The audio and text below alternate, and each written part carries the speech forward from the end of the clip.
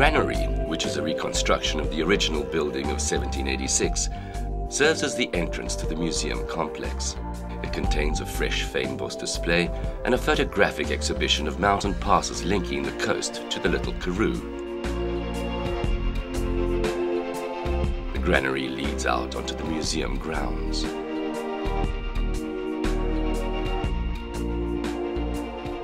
The Ethno-Botanical Garden contains plants that occur naturally in the Mossel Bay area. You can read about the fascinating variety of ways in which they have been put to use. Visitors can touch and smell the wonderful collection, and the Braille Trail makes it accessible for sight-impaired people.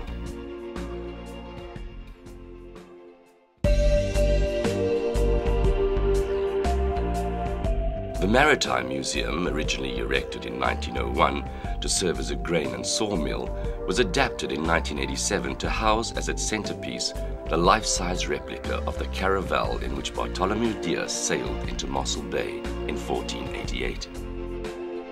Caravels were a new sailing ship developed by the Portuguese in the 1400s. Their greatest feature was their lateen or triangular sails that made them more efficient at tacking into the wind.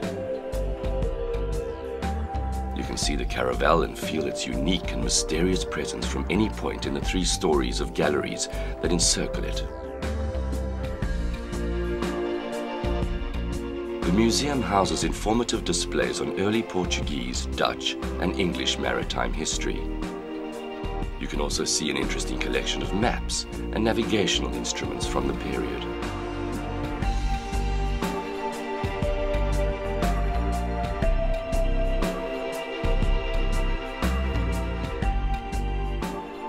In the Maritime Museum foyer, there is a mural depicting the mythical figure of Adamastor, whom the gods sent to the southern tip of Africa to send out terrific storms to punish the Portuguese for daring to sail those southern waters. This beautiful urn was donated by the Portuguese government. It too features the mythical figure of Adamastor.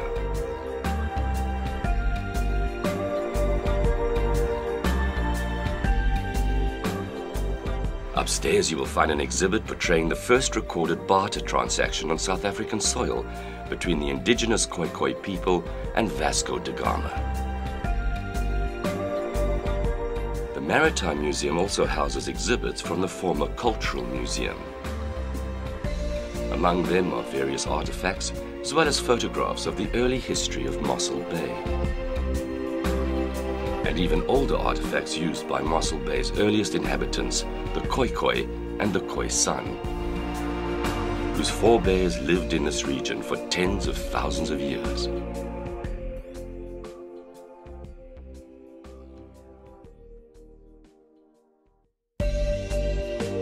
One of the most popular attractions of the museum complex is the old post office tree, a large milkwood that is well over 500 years old.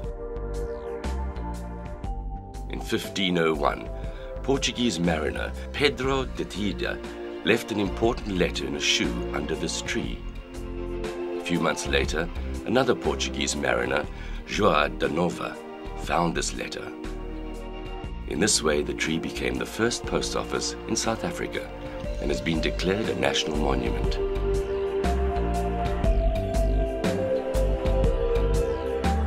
Any mail you post in the boot-shaped letterbox under the tree will get the special post office tree frank. In the letter that De Nova found under the tree, he read about troubles that De Tida had experienced near Calcutta. As De Nova himself was on his way to India, he was so grateful for this timely warning that he erected a small stone chapel, depicted in the stained glass window in the Maritime Museum. It was the first location of Christian worship in the southern point of Africa. This wooden cross stands where it is thought the chapel was built.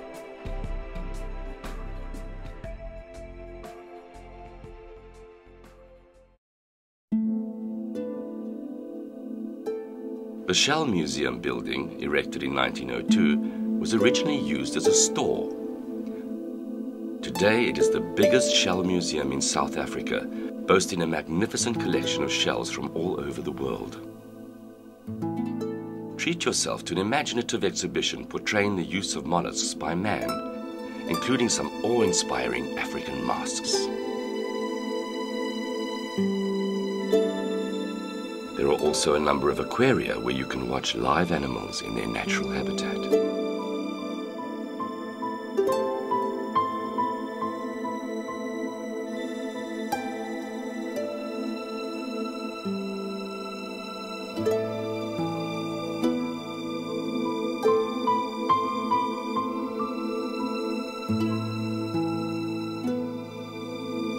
On the museum grounds is the freshwater spring that Dias named Aguada de San Brush, or the watering place of St. Blaise.